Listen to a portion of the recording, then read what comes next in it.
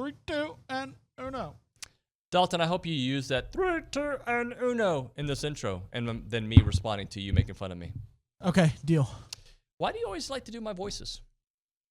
Because it's a professional thing that you taught me. Because the guy that you used to work with, you always imitate his voice.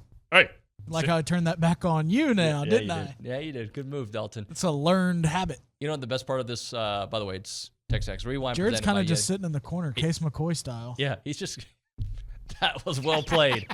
That might have been your best joke ever. And you don't even know what we're saying. No, I don't even have my earbuds in. No, it wasn't about you, though. I'll tell you that. Okay.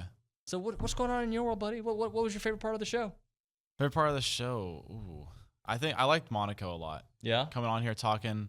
I liked his insight. Always a good time. Always had a smile on his face. So. Did you do something different with your hair? I think it's just getting longer. Is it puffier? I think it's a little poofier today. Yeah. Did you blow dry it?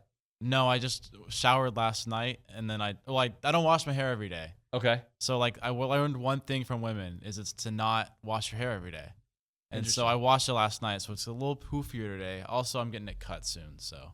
I don't know if we lost YouTubers or gained them because, Jared does have a following. We're not going to get into that right now. On the show, Billy Liucci talked about Donovan Green. 23 and 23, number 19, Donovan Green, the tight end. We talked to him. Talked to Charean Williams. Gave us a lot of updates on Cowboys football. That was fun. Andrew Monaco came into studio. We chatted because today is the day that the guys are coming in and they start practice tomorrow. We'll be all over that on TexAgs.com. And the Dodd father himself, Dennis Dodd. I don't know why I butchered his name there, but Dennis Dodd joined us from CBS Sports to talk a little Pac-12. What's happening there? The very latest is TexAgs Rewind. Billy, what about do you see a world, and I think you will, that Jake and Donovan are out there at the same time, or maybe one or the other because they're so deep there? Maybe Absolutely. Max. Yeah.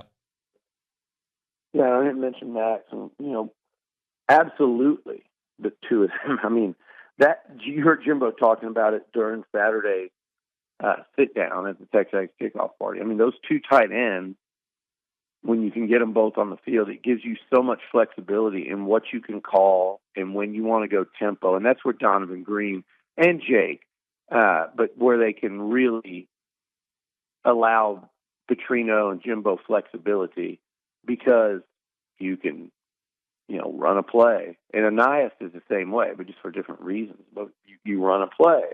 Then you go, tempo where they can't sub. And all of a sudden you had 4 wide, and now you've got 3 wide because Anais is at running back, and you do the same thing with Donovan. You line them up as a receiver attached or unattached, or you can come down the line of scrimmage, and all of a sudden you're going too tight, or however you want to do it.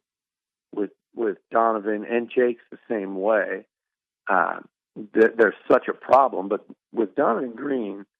Jake to me is a receiver. I won't talk more about him, I'm sure, but he's plays like a receiver that's grown into a tight end, but is also pretty dang physical at the point of attack. Like he's got a chance to be an outstanding blocker, I believe. But Donovan is so tall, he's so long armed, and with those two guys, they're such a matchup. And Theo will be, and Platt will be. I mean, these guys are like. They love the matchups of saying a little safety cannot cover them. They're too big.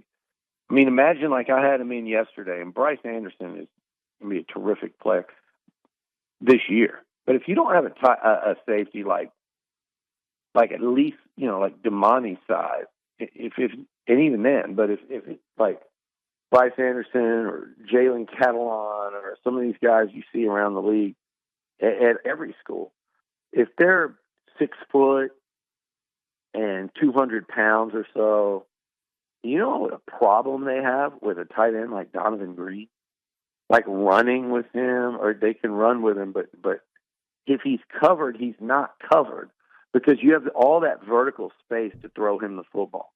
And then it's the same thing with the linebacker. If you get Donovan on a linebacker, they're not going to be able to run with him. And that's why I'm saying I wouldn't be surprised to see more down the field shots to Green and Johnson and whoever else emerges this season. But those guys are just a matchup nightmare. And I think Donovan Green, that was part of what made him such an attractive recruit, not just for A&M, but for teams around the country. Is he's a very difficult coverage assignment because, like I think Jimbo said this Saturday, even when they're covered, they're not covered. And quarterbacks know that. If those tight ends earn the trust in practice, which Donovan has, and he's earned it in the game, they know if he's covered. Charean, I think, was it 93 when Jerry fired Jimmy? And here we are. Oh, my gosh. I'm just doing the math how long ago that was. And we're still having the dialogue about it. What's the most recent thing that he said about keeping Jimmy out of the Ring of Honor?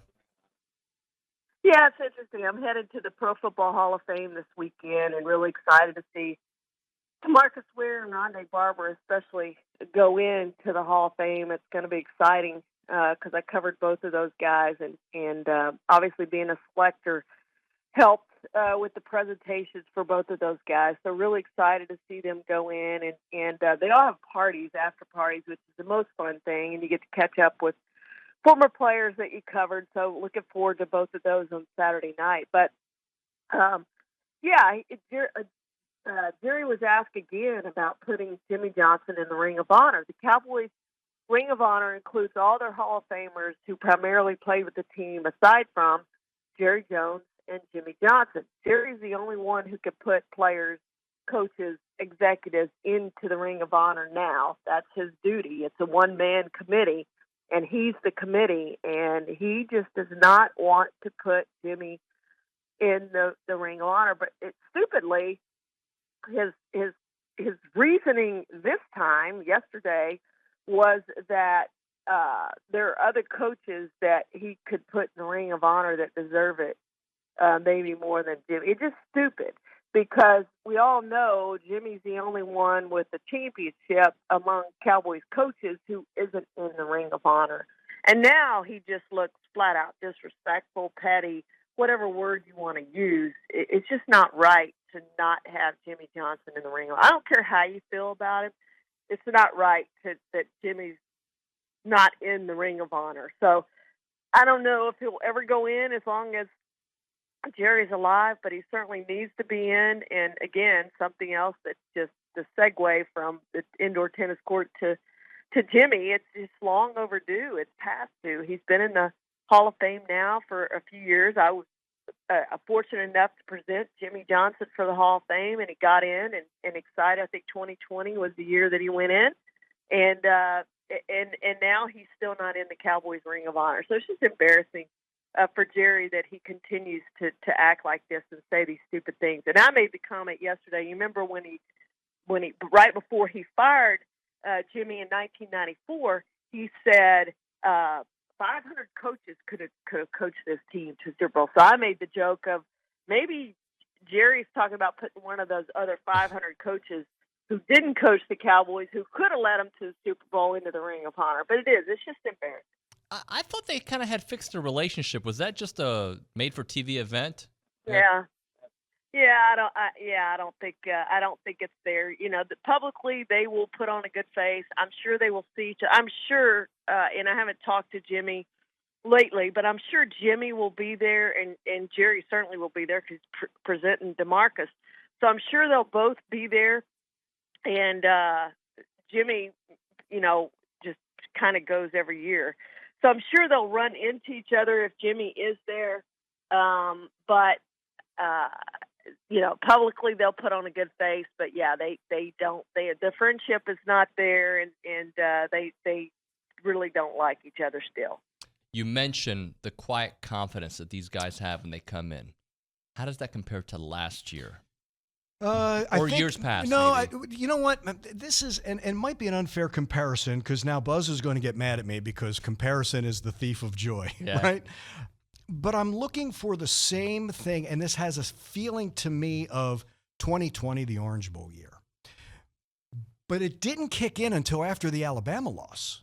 And then from that moment on, you could absolutely see that confidence. Like, that is a result that we are not going to go through again. It's not a shot at the other teams. I think last year was more of I can't wait to see what it is. And maybe not knowing how to lead, how to prepare, how to do everything from Monday to Friday to get to Saturday. Right. Like there was that moment that you thought, this could be the turning point. And it seemed like every time something went wrong, it couldn't be fixed. And even when things were going right, can we sustain that?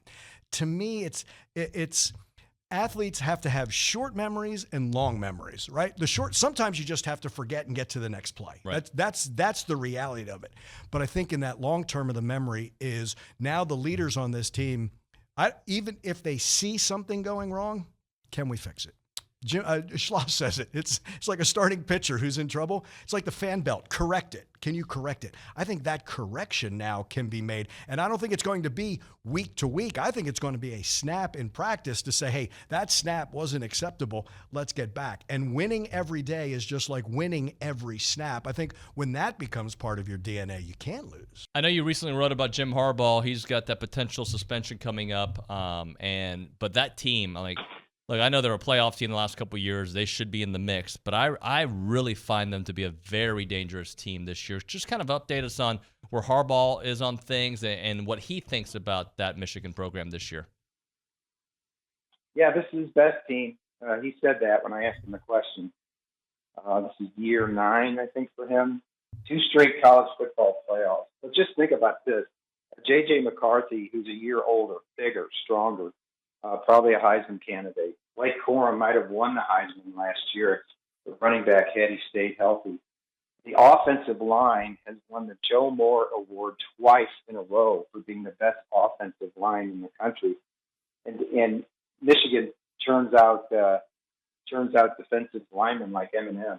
And they have the bulk of the secondary back. So they've really got everything. I would fully expect them to beat Ohio State and win the Big Ten again. So it just becomes a question of how you roll the dice in the playoffs. In terms of him, I mean, the reports say that he's going to miss the first 4 games of the season because he misled the NCAA. He doesn't think he did in really minor violations. It was level 2 stuff. They apparently brought in kids during COVID, but it wasn't on the Tennessee level. Again, not major violations. So it was really him, if it turns out that way, him obfuscating with the NCAA instead of just being forthright and taking what would have been nothing penalty.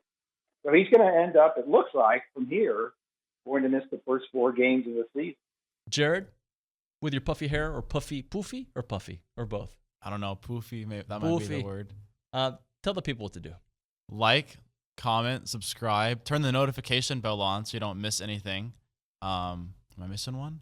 No, it's probably fine. Tell your friends about it. Tell your mom about it. Tell your friends, tell your mom, tell your dog, everyone. I don't think dogs use social media, but I don't know. Hey, there's plenty of dog accounts on Instagram now. This is true. They get a lot of followers, a lot of money, They too. do. It's not my thing. We'll see you next time.